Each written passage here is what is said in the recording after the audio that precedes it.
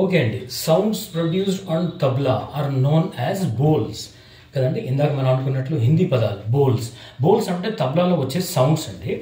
Sounds produce on tabla are known as బోల్స్.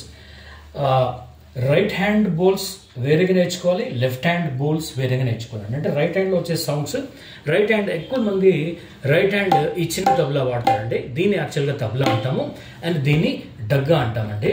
So tabla అంటే ఇదండి. Okay, then డగ్గా అంటే ఇదండి. ఎక్కువ శాతం అయితే ఇది రైట్ హ్యాండ్తో వాడతారు, ఇది లెఫ్ట్ హ్యాండ్తో వాడతారు. అంటే రైటింగ్ ఎవరికైతే రైట్ హ్యాండ్ ఉంటుందో దీన్ని రైట్ హ్యాండ్తో వాడి దీన్ని లెఫ్ట్ హ్యాండ్తో వాడతారు. కానీ ఎవరికైతే లెఫ్ట్ హ్యాండ్ ఉంటుందో, ఎవరైతే లెఫ్టీస్ ఉంటారో దీన్ని వాళ్ళు లెఫ్ట్ హ్యాండ్తో యూజ్ చేసి దీన్ని రైట్ హ్యాండ్తో యూజ్ చేస్తారండి. ఓకే, ఎనీవే మీరు ఎలా యూజ్ చేసినా కూడా ఈ తబ్లా అయితే దీన్ని మనం తబ్లా అంటామండి, దీన్ని డగ్గా అంటాం.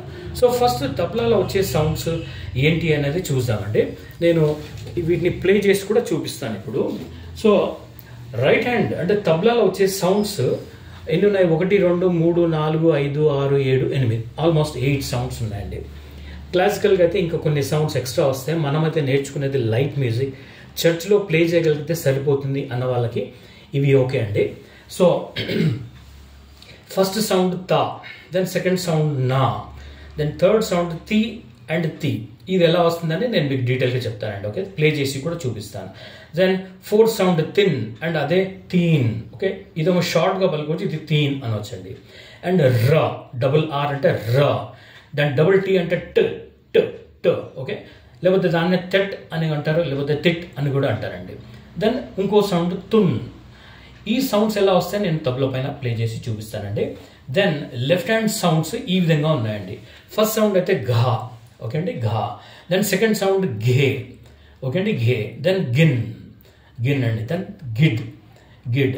దెన్ కట్, లేకపోతే కిట్, లేకపోతే కీ. ఈ మూడు ఒకటే స్టైల్లో ప్లే చేస్తామండి. కానీ ఈ మూడింటికి ఒకటే పేరండి, ఒకటే హ్యాండ్తో ప్లే చేస్తాం.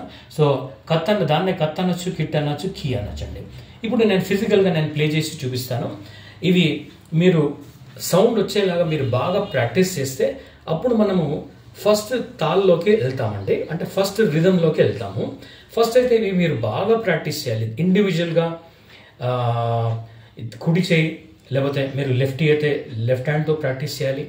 దెన్ మీరు లెఫ్ట్ అయితే ఇది మీరు రైట్ హ్యాండ్తో ప్రాక్టీస్ చేయాలి. ఒకవేళ మీరు రైట్ హ్యాండ్ అయితే ఇది మీరు రైట్ హ్యాండ్తో ప్రాక్టీస్ చేసి ఇది లెఫ్ట్ హ్యాండ్తో ప్లే చేయాలి. సో ఎనీవే నేను చూపిస్తున్నానండి.